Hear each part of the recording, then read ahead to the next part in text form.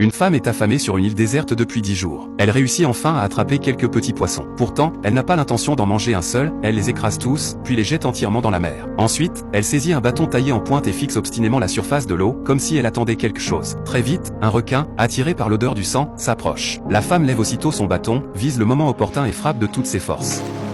En voyant le requin transpercé d'un seul coup, elle est plus heureuse que si elle avait gagné à la loterie, et elle se met à hurler d'excitation dans l'eau. Pourtant, chose étrange, elle ne se précipite pas pour savourer ce festin. Elle attend la tombée de la nuit, suspend le requin à un arbre, puis se cache dans un trou qu'elle a creusé à l'avance dans le sable pour observer en secret, comme si elle cherchait à attirer quelque chose. Mais à force d'attendre, elle finit par s'endormir sans s'en rendre compte. À son réveil, elle découvre avec horreur que le requin a disparu, ne laissant derrière lui qu'une corde vide. Elle comprend alors qu'il existe sur cette île une créature intelligente autre qu'elle. Pour prévenir tout danger, elle longe le littoral à la recherche de ressources utiles. Après quelques pas à peine, elle aperçoit la moitié d'un requin rejeté sur le sable par les vagues. En voyant les griffures terrifiantes qui marquent son corps, elle reste figée sur place. Ses blessures ne peuvent manifestement pas avoir été causées par un animal ordinaire. Mais le plus effrayant reste à venir. En revenant de la plage, elle constate que le corps de son compagnon a disparu, ne laissant que du sable taché de sang. Elle comprend alors que cette mystérieuse créature ne se contente plus de poissons. Son cœur se remplit de terreur. Elle aiguise un bâton avec une pierre pour en faire une lance de défense, puis explore prudemment l'île à la recherche d'un abri. Après avoir fait le tour sans rien trouver, elle commence à désespérer. À ce moment-là,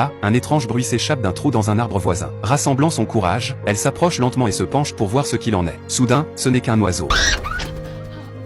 Elle pousse un soupir de soulagement, mais l'angoisse revient aussitôt, sans cachette sûre, la créature pourrait l'attaquer à tout moment. Elle rassemble alors une grande quantité de feuilles de cocotier et de solides pieux pour construire un campement provisoire, prête à faire face à une attaque.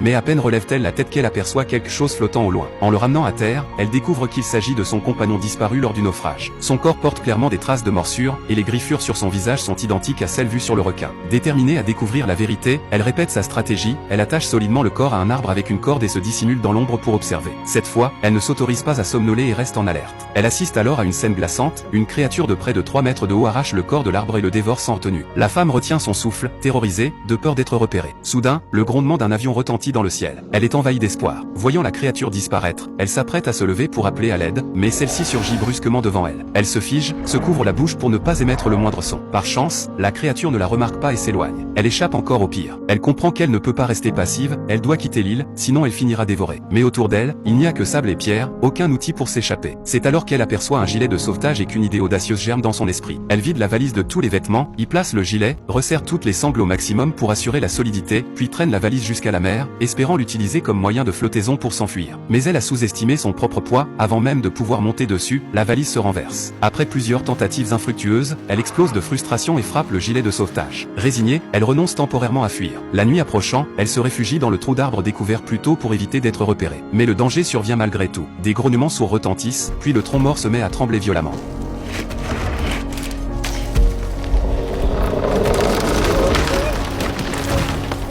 Heureusement, l'écorce tient bon, et les hurlements finissent par s'éteindre. Elle survit à la nuit. Consciente de la menace, elle comprend que sa priorité est désormais d'éviter toute attaque. En regardant les cocotiers, une idée lui vient. Elle prend un morceau de toile, y perce de petits trous avec un bâton, fixe une ceinture autour du tronc avec une corde, puis attache solidement la toile. En peu de temps, un hamac suspendu rudimentaire est prêt. Elle s'y allonge aussitôt. L'espace est minuscule, mais au moins elle ne tombera pas. En hauteur, elle a une chance d'échapper à la créature et de survivre. La nuit tombe. Alors qu'elle s'apprête à s'endormir, un rugissement terrifiant résonne sous le hamac. Elle se réveille en sursaut, lève les yeux et aperçoit la créature qui s'approche lentement. Terrorisée, elle se recroqueville et serre sa poitrine, priant pour ne pas être découverte. Heureusement, la hauteur la protège, après avoir cherché en vain, la créature repart. Elle échappe encore à la mort. Mais elle doit s'enfuir. Sinon, tôt ou tard, elle sera dévorée. À cet instant, elle aperçoit au loin un radeau de sauvetage dérivant sur la mer. Elle nage vers lui, folle de joie. En s'en approchant, elle découvre avec stupeur que son petit ami et sa meilleure amie, disparus lors du naufrage, s'y trouvent. Ravie, elle les ramène à terre et rassemble des provisions pour quitter l'île grâce au radeau. Mais son petit ami, après avoir dérivé si longtemps en mer, refuse catégoriquement de repartir. Malgré ses explications sur la créature mangeuse d'hommes, il ne la croit pas, la traite de folle et la réprimande bruyamment. Ne parvenant pas à le convaincre, elle entre dans l'eau pour se calmer et réfléchir à la manière de survivre à la nuit. Pendant ce temps, le petit ami et la meilleure amie se promènent tranquillement sur la plage, ignorant ses avertissements. Désespérée, elle rassemble discrètement les provisions, contourne la forêt et, profitant de l'inattention du couple, pousse lentement le radeau vers la mer pour s'échapper seule. Mais au moment où elle est sur le point de réussir, il se retourne, découvre son geste et se précipite vers elle en criant. Elle accélère pour monter à bord. Son petit ami la saisit et la serre de toutes ses forces, tandis que la meilleure amie s'agrippe à ses jambes. Dans un geste désespéré, elle repousse violemment la meilleure amie d'un coup de pied et se libère de l'étreinte de son petit ami. Elle croit pouvoir partir, mais l'instant d'après, elle sombre dans la mer et perd connaissance.